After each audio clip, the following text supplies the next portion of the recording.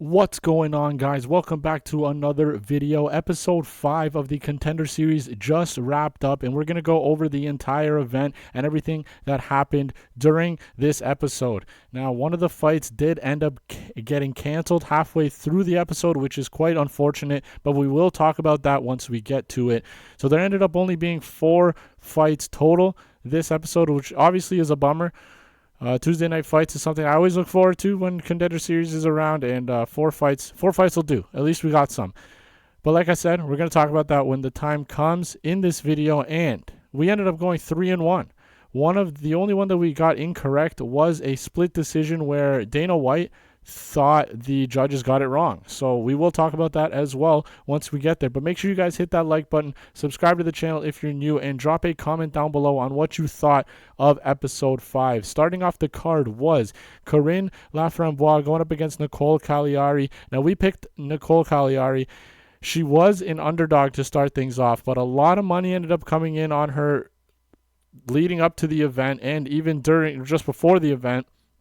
And she ended up being like a minus 130 favorite or something like that. So nothing crazy. Ultimately, it was basically a pick 'em, but she started off as like a plus 110 underdog or something like that. But we ended up picking her, and she won in a completely different way than I thought. We broke this down saying that Corinne is going to have the grappling advantage. She typically wants to clinch up with her opponents to get those takedowns, but I didn't see that being her being able to. I didn't think she was going to be able to do that against somebody like Caliari, who seemed more physically imposing than Laframboise. And at least in that regard, we were right. But I thought Caliari was going to do better work on the feet, but she ended up getting a armbar submission in the first round.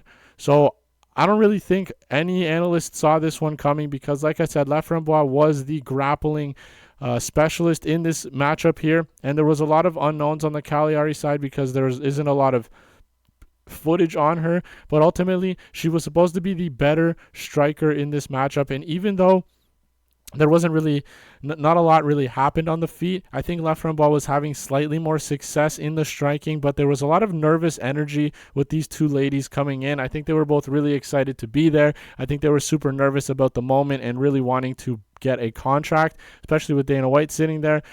It seemed like nervous energy seemed to be the theme of today's card, and we'll get more into that later. But Caliari gets this done. She ended up getting a couple of good judo throws, I believe, to get the fight to the ground, and there was a sequence where Laframboise ended up on top of Caliari, and Caliari did a great job. What she did was she held one of Laframboise's hands and arm really close to her in the guard. She put her legs nice and high up and then switched to an armbar.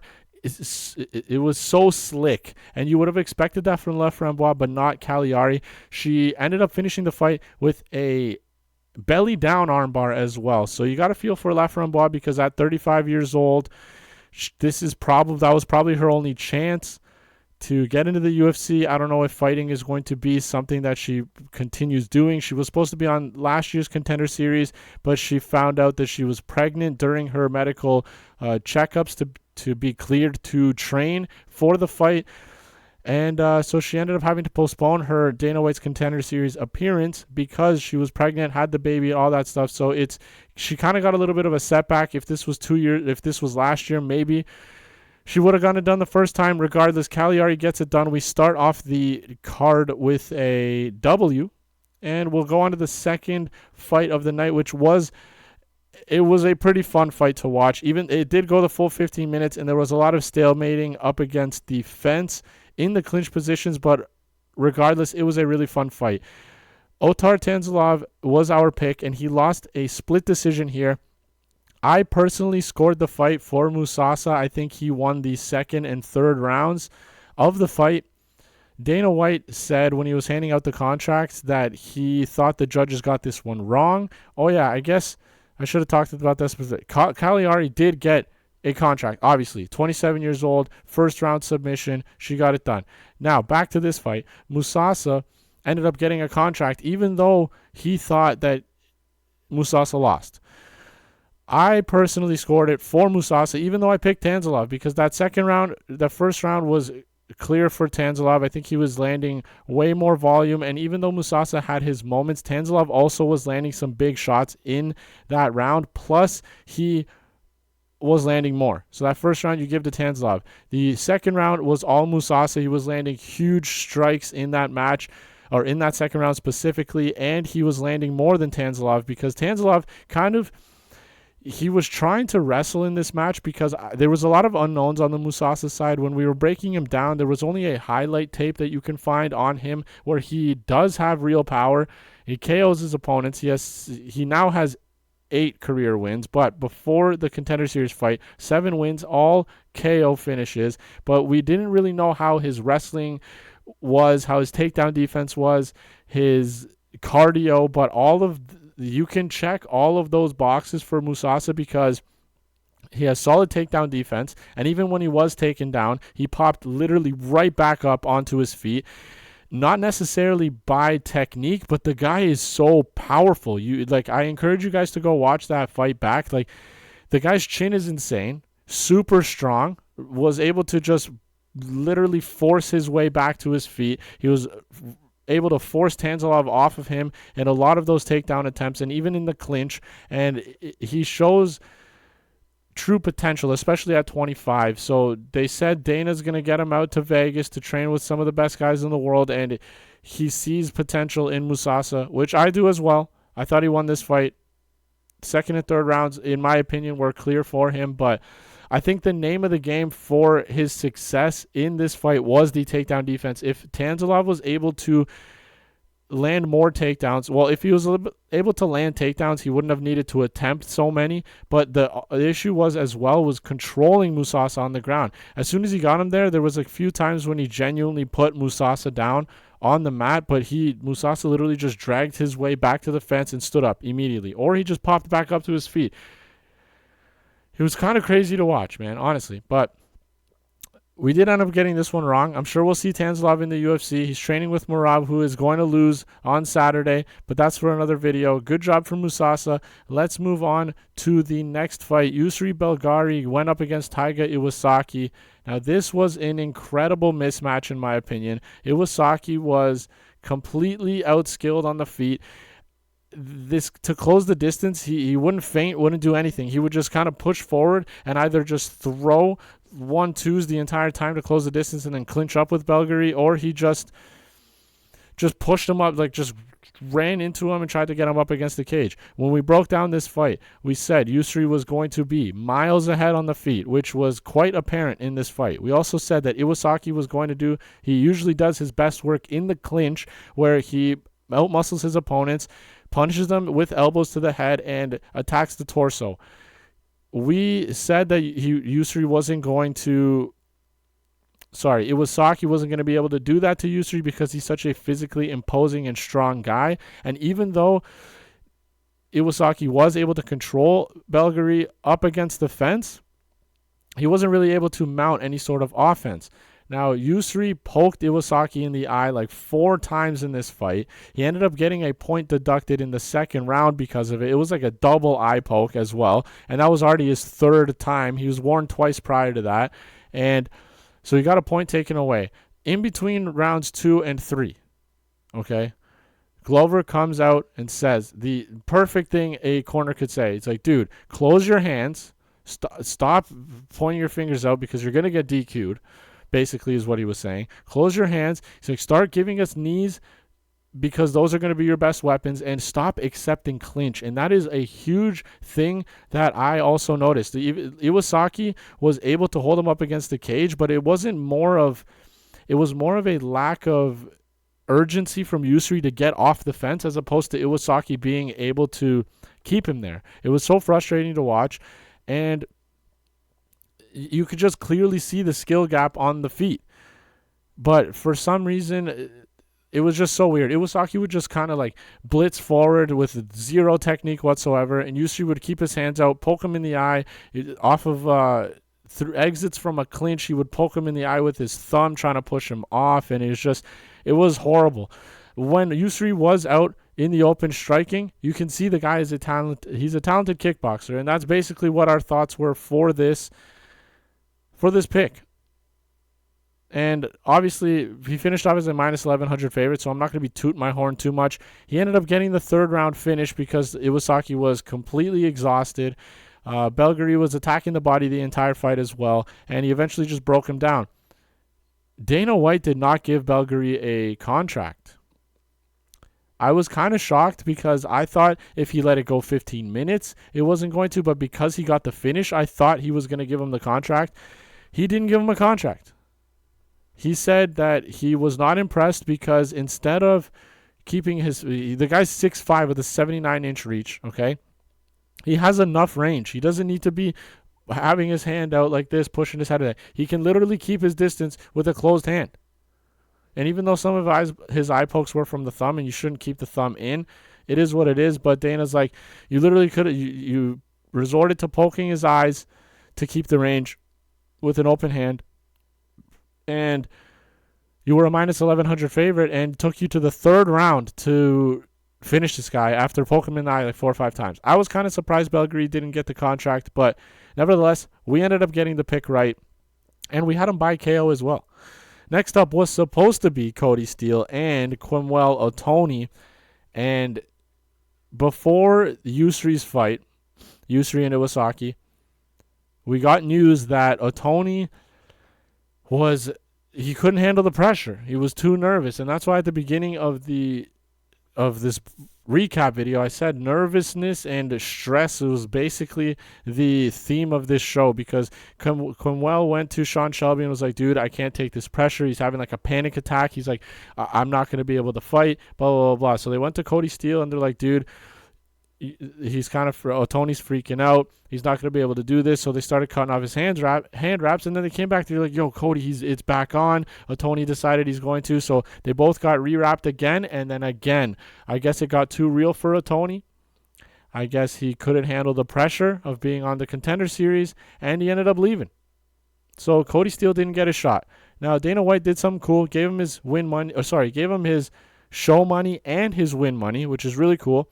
And he's going to give him another shot on the Contender Series in this season as well. So I always say future episode, but that could be for next season. But this season, we will see Cody Steele, and I had him in this fight. I was very intrigued to see what he was going to be able to do against a true opponent like Otoni.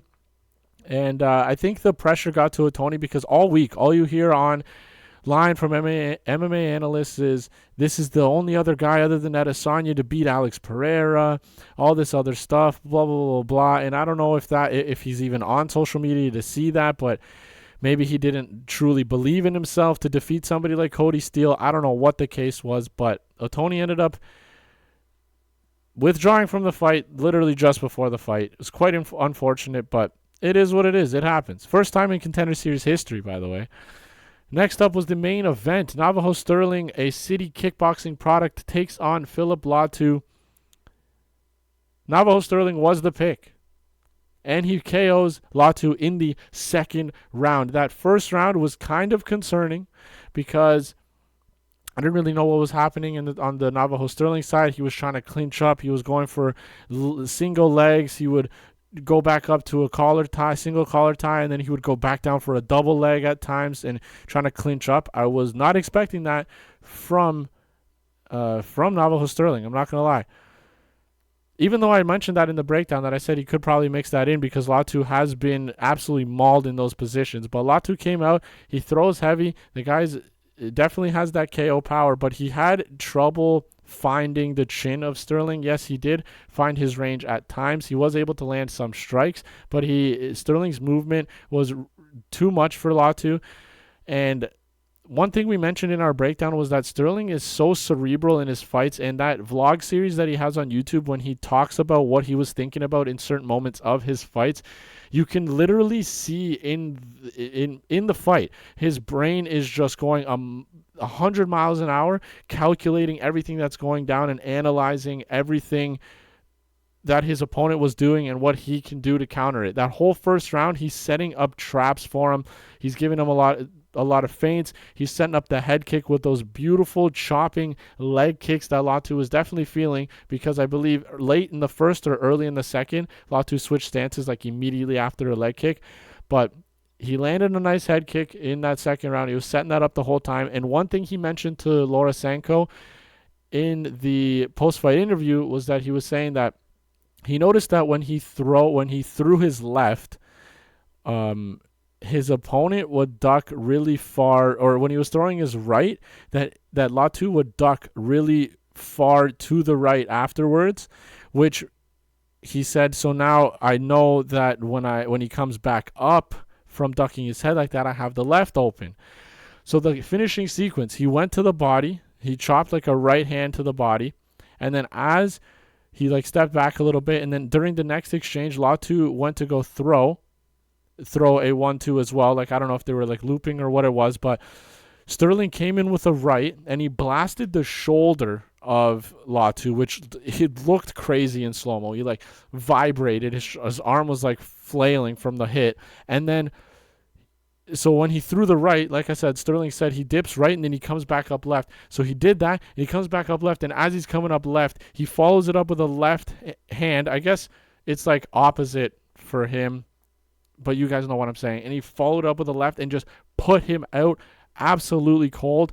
The guy he wasn't asleep, but you can tell that he wasn't there. And good for Stirling, because the referee stepped in immediately. He didn't follow up. He knew it was done. Fantastic performance by Stirling.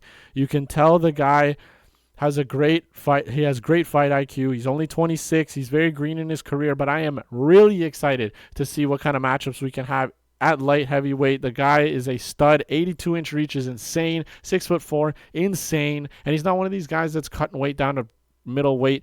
He's a true light heavyweight, and he's fighting there. Good for him. That was a fantastic performance on his part. Now, we ended up going 3-1, like we said. It was this close to another sweep. If we just got that one judge, it came down to one judge for us to get the sweep. But it's okay, because I wouldn't have agreed with it. I'm okay with Musasa winning because I believe he won. Anyway, let's talk about the bets that we had. All right? I encourage you guys to go to my Twitter. Limpy Bets, 2 Ys. At the end of Limpy, we had Nicole Caliari money line at -105. So we did get her at I think it might have been -110 actually. -110. Should have locked it in earlier in the week. Regardless, still got good value, underdog money on her. I stayed away from any bets, including Tanzilov. I was going to put him in a parlay, maybe put him by KO or something like that. Now, live on stream, I did him by submission because it was plus 1,000. And even though he doesn't have any career submissions, I figured that because of the unknown on the wrestling side of Musasa, I thought that Tanzilov would try to wrestle a little bit more, and maybe if Musasa wasn't really experienced enough on the ground in the grappling, especially, that Tanzilov would be able to sneak in a submission and just completely avoid the KO power. That was my thinking, and even though that is what Tanzilov tried to do, it was actually a good read on our end, but the problem was he just couldn't get Musasa down or control him in any way once he did get him a little bit on the ground. So we avoided any plays with Tanzilov. We avoided because of the unknowns on the Musasa side, and thankfully we did. We had Yusri Belgaroui by KO. It was -175, so it's nothing to be to write home about, but it got really sketchy there. If he didn't get that finish in the third, I was stressing the entire time because I'm like, dude, you are way better than Iwasaki. Why don't you just get it done? Anyway, we got that one as well.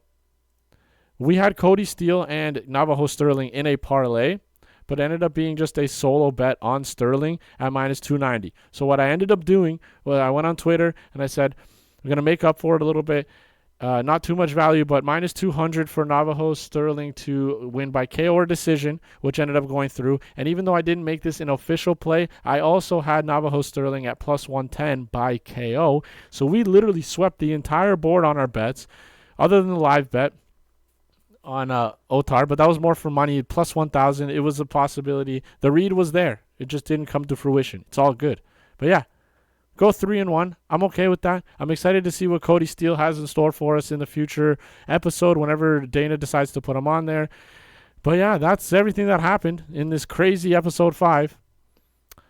And now what I'm going to go do is break down UFC Noche and post that for you guys tomorrow. So thank you guys again for watching. I hope you guys came to visit during the Fight Companion. I'll be doing another one for next week's episode of the Contender Series as well. So make sure to stop by, say what's up. And yeah, thank you guys for watching the video. I'll see you in the UFC Noche breakdown video tomorrow. Have a great night.